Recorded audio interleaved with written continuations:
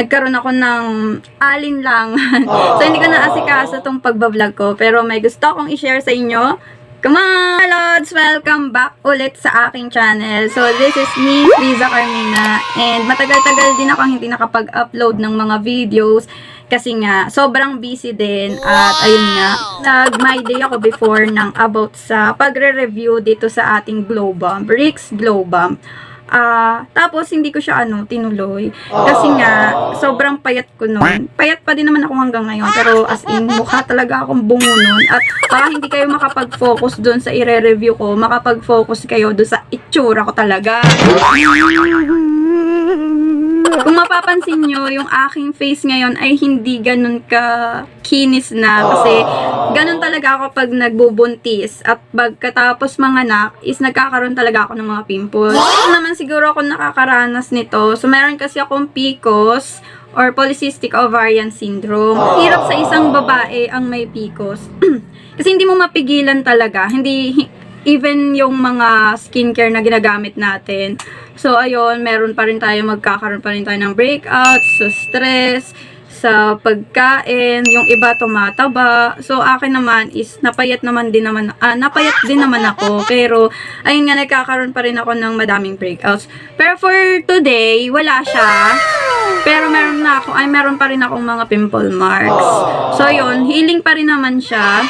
And, ang ginagamit ko pa din is yung dating Clear Bomb. Alam ko na maraming nagmahal sa inyo. Diba, meron akong vlog before na nireview ko yung Rix Clear Bomb. Pero yun yung yung tawag dito, 2.0. Hindi ako makikita na.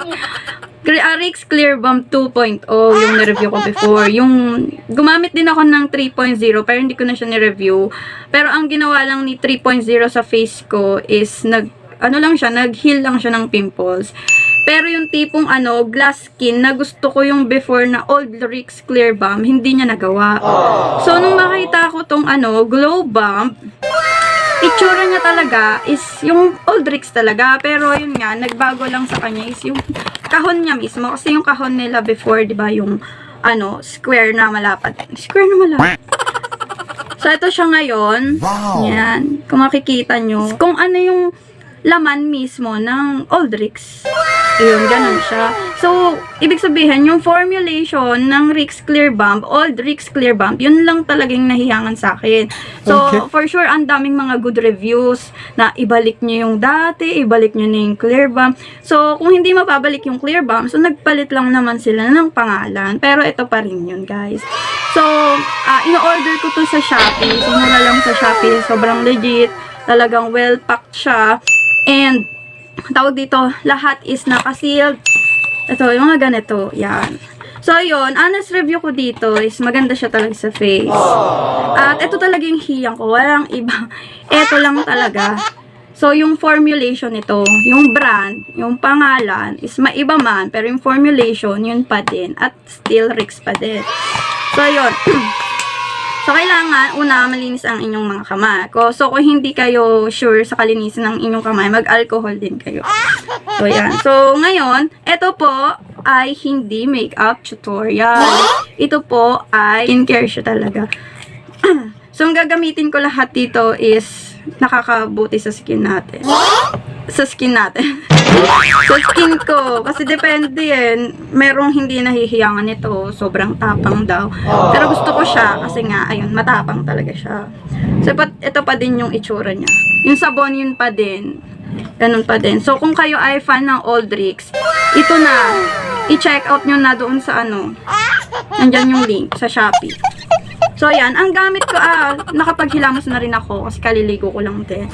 So, hindi ako gumagamit, guys, ng bulak. Kasi, namamaga talaga yung mukha ko talaga sa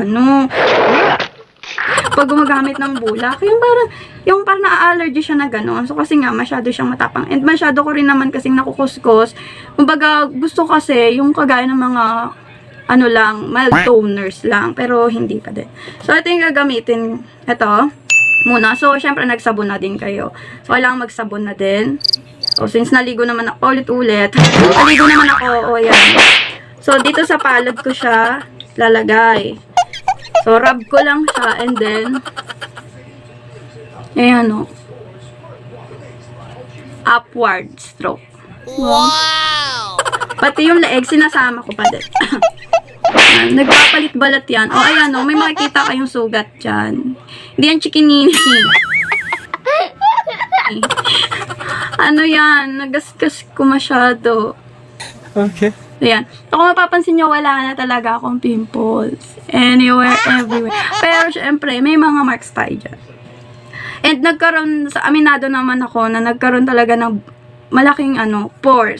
Since may PCOS ako, kailangan ko mag-pills. Pero kailangan nyo pa din, syempre, magpa-consult sa doctor ninyo kung ano yung pwedeng pills ang ire-recommend sa inyo. So, yun, nahiyangan ko yung Diant pills. So, nasa 600 plus siya ngayon. 30 at 21 pieces siya. Isang banig na yun. Pero yun, ganun yung process. So, at nakaka 2 months pa lang ako na Diant. So, nafe-feel ko na okay siya sa akin. So, yan, kung makikita nyo, may mga marks, pimple marks. Yan. Pero, wala na talagang pimples.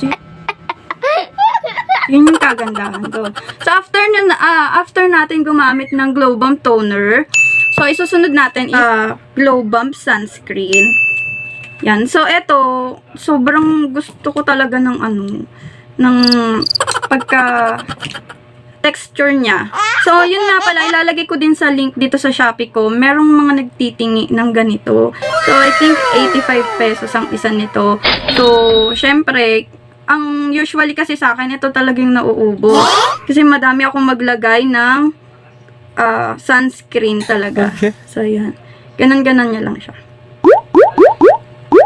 Yan. Pati leeg, guys. Yan. So, kung gusto nyo, tap-tap nyo lang siya. Ang ganda kasi nito sa face. Sobrang lamig. Yan.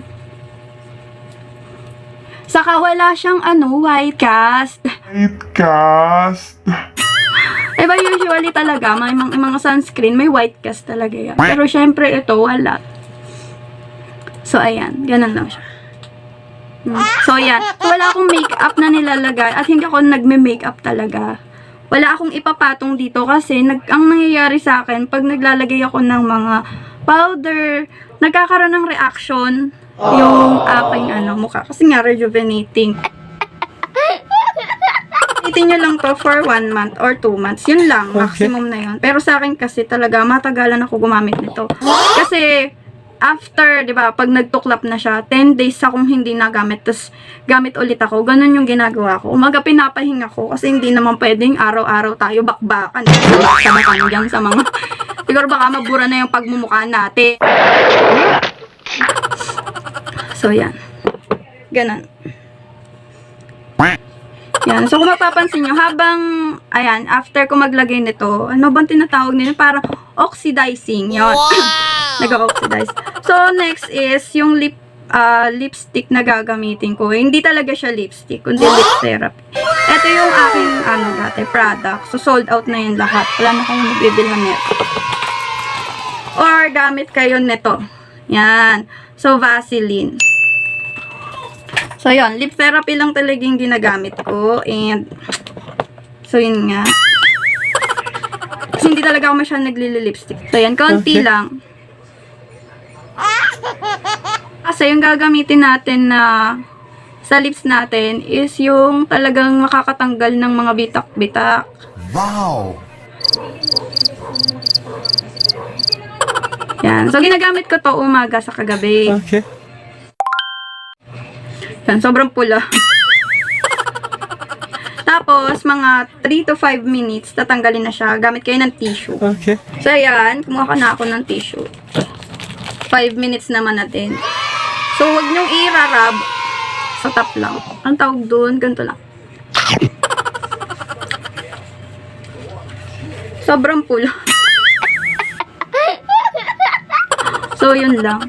Wala akong ilalagay na kahit ano sa mata or kung saan-saan. Ito lang, ganito lang talaga yung natin. Yan.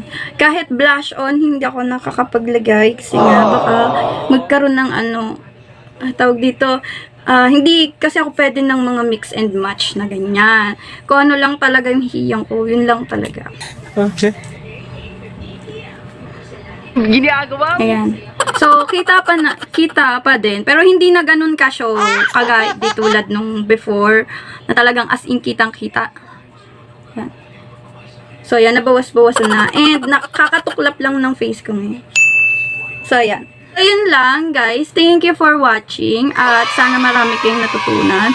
So, don't forget to like, share, and subscribe. Nakakalimutan ko na kasi yung tagal ko yung hindi nag-vlog.